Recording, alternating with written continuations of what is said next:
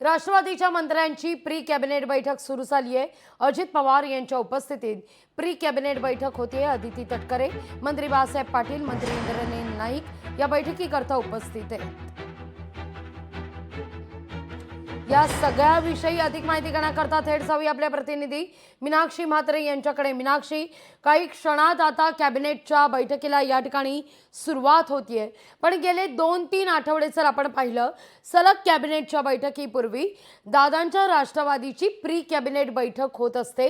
या प्री कॅबिनेटच्या बैठकीत नेमकी काय चर्चा होतीये, याखेरीज मंत्रिमंडळाच्या आजच्या बैठकीत आरक्षणाखेरीज आणखीन कोणत्या मुद्द्यावर चर्चा अपेक्षित आहे?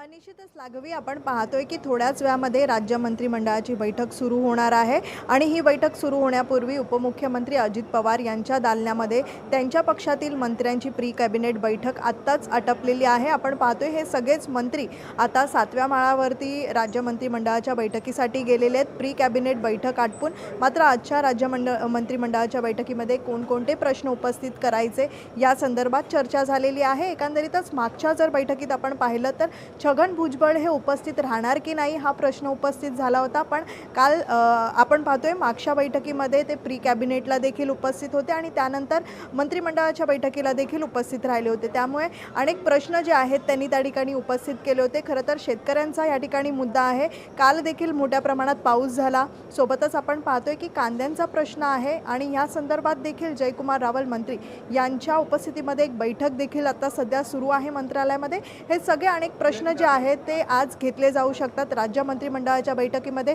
प्रामुख्याने आपण पाहतोय की आरक्षणासंदर्भात देखील काही चर्चा केली जाऊ शकते आणि त्यानंतर आपण पाहतोय की मंत्रिमंडळाची बैठक आटपली की 1:30 वाजता मात्र ओबीसी मंत्री उपसमितीची बैठक होणार आहे आणि या बैठकीमध्ये देखील चर्चा केली जाणार आहे। त्यामुळे आजच्या मंत्रिमंडळाच्या बैठकीमध्ये नेमके काय काय प्रश्न घेतले जाऊ शकतात याचा आढावा जर घेतला तर आपण पाहतोय की मराठा आरक्षण असेल किंवा मग शेतकऱ्यांच्या कर्जमाफी संदर्भात असेल किंवा मग काल झालेल्या पावसासंदर्भात मोठं नुकसान जे आहे ते शेतकऱ्यांचं झालेलं आहे। सोबतच आपण पाहतोय की येऊ घातलेल्या निवडणुका या सगळ्याच पार्श्वभूमीवरती आजच्या मंत्रिमंडळाच्या बैठकीमध्ये चर्चा होण्याची दाट शक्यता आहे। लाघवी, अगदी मीनाक्षी, तुर्तास धन्यवाद तुम्ही दिलेल्या एकूणच या सविस्तर माहिती करता।